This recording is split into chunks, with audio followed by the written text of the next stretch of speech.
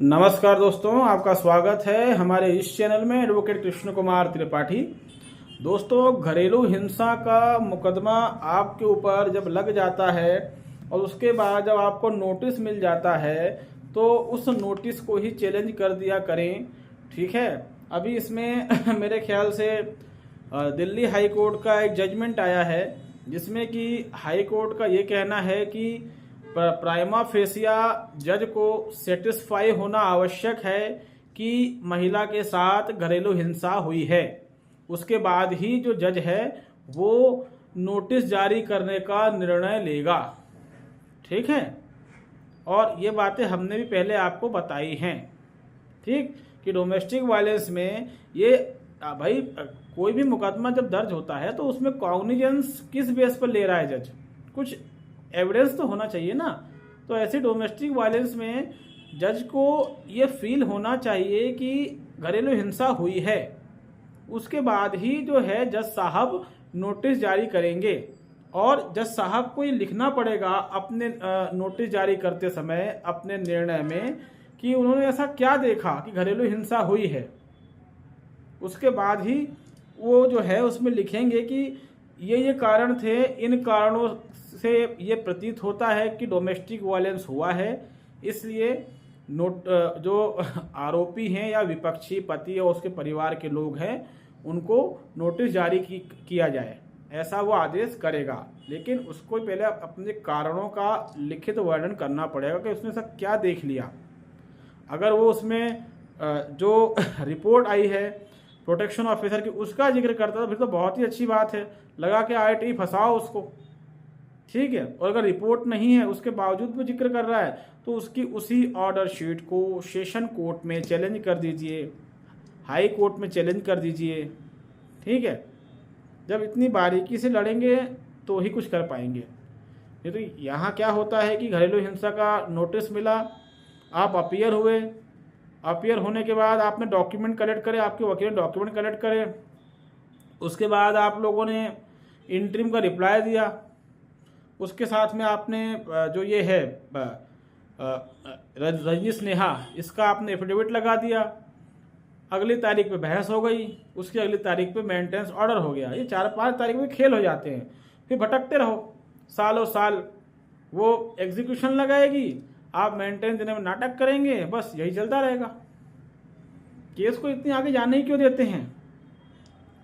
भले अपन जो है केस में कुछ भी मतलब टक्कर, अपन उसको टक्कर दे केस को, कुछ भी रिजल्ट आए, लेकिन जब आप इस तरीके से उस केस को लड़ेंगे ना तो जज के दिमाग में एक बात घुस जाएगी कि ये बंदा कानून का ज्ञान रखता है, और उसके बाद ही जो है आपको आगे बढ़ना है। नहीं तो यहाँ जो परंपराएं चल रही इस परंपराओं को सब तोड़ने की कोशिश कीजिए। ये परंपराएं जो है अच्छी नहीं हैं। जितने भी लोग ये केस, झूठे केस झेल रहे हैं, तो अब आप पढ़े लिखे लोग हैं तो थोड़ा कानून आप भी पढ़ लिया कीजिए। कानून की किताबें तो सबके लिए अवेलेबल हैं, ऑनलाइन PDF भी अवेलेबल हैं। गूगल में डालेंगे तो कोई सा भी एक्ट डाल देंगे उसका पूरा ऑनलाइन PDF आपको मिल जाएगा। एक नहीं कई जजमेंट्स हैं डोमेस्टिक वायलेंस में, जिसमें कि सुप्रीम कोर्ट के भी जजमेंट्स हैं जिनका कहना है कि प्राइमरी स्टेज पर जज का सेटिस्फाई होना आवश्यक है। उसको ये बताना पड़ेगा कि उसने क्या ऐसा देखा, उसको क्या फील हुआ जिससे लग रहा है कि घरेलू हिंसा हुई है। ठीक है। कोई सा भी केस हो दोस्तों, जितने भी केस जो डायरेक्ट कोर्ट में लगते हैं, चाहे क्रिमिनल हो, सिविल हो, फैमिली मैटर्स के हो, लेबर के हो, कंज्यूमर के हो, उसमें स्टार्टिंग में ही जज को ये जान लेना आवश्यक होता है कि उसने ऐसा क्या देखा है केस में, या जिसने एप्लीकेशन लगाई है तो उसने एप्लीकेशन के साथ ऐसे क्या डॉक्यूमेंट्स लगाए हैं जिससे ये प्रतीत हो रहा है, ऐसा मालूम हो रहा है कि सच में कुछ ना कुछ गड़बड़ या कुछ ना कुछ गलत हुआ है एप्लीकेंट के साथ, तभी वो उस मामले को रजिस्टर्ड करते हैं, वरना नहीं करते हैं। एक केस कंज्यूमर कोर्ट में गया था, जो ये होती है उपभोक्ता फोरम, आपने नाम सुना होगा। कभी कंज्यूमर के साथ कुछ गलत हो जाता है तो हम वहाँ भी केस लगाते हैं। तो उसमें एक केस आया था, तो उसमें व्यक्ति ने कोई दुकान से कोई केक वगैरह ख़रीदा था और उस केक में जो है कीड़े वगैरह निकल गए थे। तो उसने उस केक को फेंक दिया, मतलब कचरे में। उसके बाद सीधा उसने केस लगा दिया।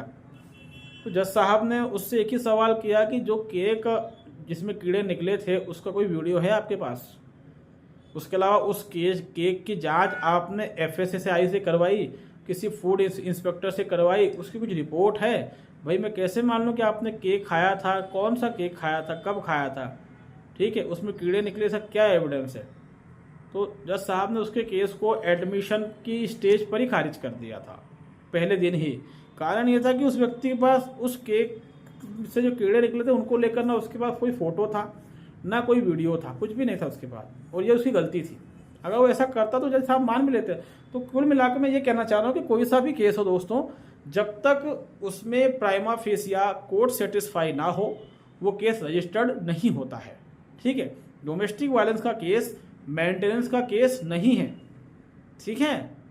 इसीलिए उसमें कहा गया है कि 60 डेज के विदिन 60 डेज आपको ट्रायल ख़त्म कर देना है, क्योंकि मेंटेनेंस के लिए 125 पहले से ही बना हुआ है। घरेलू हिंसा तो इसलिए है कि अगर किसी महिला के साथ सच में कोई घरेलू हिंसा वगैरह होती है तो वो महिला उस घरेलू हिंसा के मुकदमे या जो कानून बना है उसकी सहायता से खुद को प्रोटेक्ट कर सके। इसीलिए उसमें 60 दिन का टाइम दे के रखा है, क्योंकि डोमेस्टिक वायलेंस का मूल उद्देश्य जो है वो महिला को भरण पोषण ना देते हुए महिला के साथ होने वाली हिंसा से महिला को प्रोटेक्शन प्रदान करना है। ये डोमेस्टिक वायलेंस का मूल उद्देश्य होता है। तो अगर हम पर मुकदमा दर्ज हो रहा है तो हम जज से सवाल जरूर करें कि उन्होंने ऐसा क्या देख लिया जिससे कि जो है उन्होंने हमें नोटिस जारी कर दिया। प्राइमा फेसिया ऐसा उन्होंने क्या देखा? अगर महिला कह रही है कि मुझे मारते पीटते, तो उसका कोई मेडिकल इसमें लगा हुआ है, कोई फोटो वगैरह ही लगा हुआ है जिससे ये मालूम पड़े कि वो मारता पीटता था हस्बैंड या उनकी फैमिली? ऐसा कुछ भी है उसके अंदर?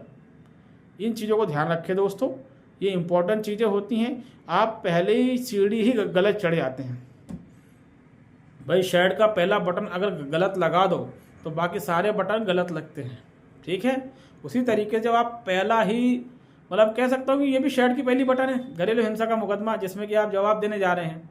जवाब के पहले देखिए सही, ऑर्डर शीट को पढ़िए, जज ने ऐसे क्या कारण लिखे हैं जिससे कि जज साहब को फील हो गया कि इस महिला के साथ डोमेस्टिक वायलेंस हुआ है, ठीक। उसको चैलेंज कर दीजिए, इतना उसको चैलेंज कर दीजिए कि जुडिशरी परेशान हो जाए कि तो पीछे ही पड़ गया है। अगर चैलेंज करेंगे तो अच्छा रहेगा, और नहीं करेंगे अगर तो फिर देते रहिए हर महीने भरण पोषण। ये बातें हमने पहले भी कई वीडियो में बताई है और आगे भी बताते रहेंगे। लोग भूल जाते हैं, क्योंकि कुछ लोगों के कॉल आए थे तो लोग बता रहे थे कि सर हम पे मुकदमा लगा, ऐसा ऐसा हो गया। तो मैंने कहा यार डायरेक्ट आप मुकदमा में घुस क्यों जाते हो? उसको चैलेंज तो करो स्टार्टिंग में। जब हर कोई ऐसा करना शुरू करेगा तो इसमें और भी गाइडलाइन जारी होंगी और भी नए नियम निकल के आएंगे। तो उम्मीद है एक महत्वपूर्ण जानकारी मगर छोटी जानकारी आपको समझ में आई होगी। साथ में इसमें यह भी है कि बाद में जब वो इंटरिम ऑर्डर करती है उस समय भी उसको ये सोचना पड़ेगा, जो एक्स पार्टी कई बार इसमें इंटरिम ऑर्डर होता है डोमेस्टिक वायलेंस में, तो वहाँ पर भी जज साहब को ये सोचना पड़ेगा, विचार करना पड़ेगा कि कोई डोमेस्टिक वायलेंस जैसी घटना कारित हुई भी है कि नहीं हुई है, ठीक है।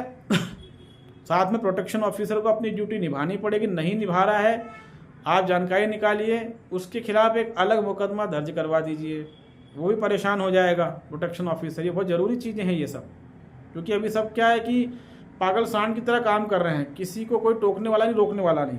जब ये सब चीज़ें शुरू हो जाएंगी ना, अपने आप इस तरह के मुकदमों में कमी आएगी। सेकेंड थिंग, 60 दिन से ज़्यादा मुकदमे को मत चलने दीजिए। जज साहब को बोल दीजिए कि 60 दिन में आप ख़त्म नहीं कर सकते तो 6 महीने में ख़त्म कर दीजिए सर, क्योंकि उसमें 60 दिन बोला ही गया है। अब जज साहब तो ये कहेंगे 60 दिन में कहाँ ख़त्म होता है, तो नहीं होता। तो इसमें आम जनता की तो कोई प्रॉब्लम नहीं है, ये तो कोर्ट का है, कोर्ट ख़त्म करे। नहीं होता तो सर ये कोर्ट की जिम्मेदारी है, इसमें हम क्या कर सकते हैं। अगर 60 दिनों में मुकदमा ख़त्म नहीं हो सकता तो हम भी 6-6 साल का एरियर या मेंटेनेंस ग्रांट नहीं कर सकते, इतना पैसा हमारे पास भी नहीं है सर, ठीक है। ये बातें आप जज को बोल सकते हैं, आपको वकील बोल सकता है, सब लहजे में, तो ऑटोमेटिक ही चीज़ें ख़त्म हो जाएंगी। केस को उस तरीके से लड़ेंगे तो ही कुछ होगा जिस तरीके से लड़ना चाहिए। जो कानून दे के रखा है कानून की किताब में। हम क्या करते हैं, मैं खुद हैरान रह जाता हूँ कि 6-6, 7-7 साल, 8-8 साल हो चुके हैं और घरेलू हिंसा के मुकदमे कोर्ट में चल रहे हैं। पतिदेव जो हैं वो मेंटेन दे दे के परेशान है और पता नहीं उनका वकील क्या करता है। एक और इसमें आपको चीज़ बता दूं, मेरे को याद आ गई, वो ये कि जब कभी भी आप पे मुकदमे लगते हैं, मान लीजिए एक मुकदमा डोमेस्टिक वायलेंस का किसी और कोर्ट में चल रहा है और एक मुकदमा जो है मान लीजिए चाइल्ड कस्टडी का चल रहा है किसी और कोर्ट में, तो दोनों मुकदमे आपस में मर्ज नहीं हो सकते। एक बार क्या हुआ था कि एक व्यक्ति कह रहा था कि उसका चाइल्ड कस्टडी का मुकदमा चल रहा है, तो वहाँ का जज उसको कहता है कि पहले 50,000 जमा करो उसके बाद है ना तुमको बच्चे से मिलने की परमिशन दी जाएगी। जबकि उस जज ने 50,000 का कोई ऑर्डर ग्रांट नहीं किया था, ऑर्डर दूसरी कोर्ट ने किया था डोमेस्टिक वायलेंस के केस में। तो वो केस तो कोई किसी दूसरी कोर्ट में चल रहा है ना, उस केस के ऑर्डर का हवाला यहाँ के जज साहब थोड़ी दे सकते हैं भाई, वो आपकी कोर्ट का केस है ही नहीं। दूसरी बात, वो केस ही अलग है, ये चाइल्ड कस्टडी का केस है, वो डोमेस्टिक वायलेंस का केस है।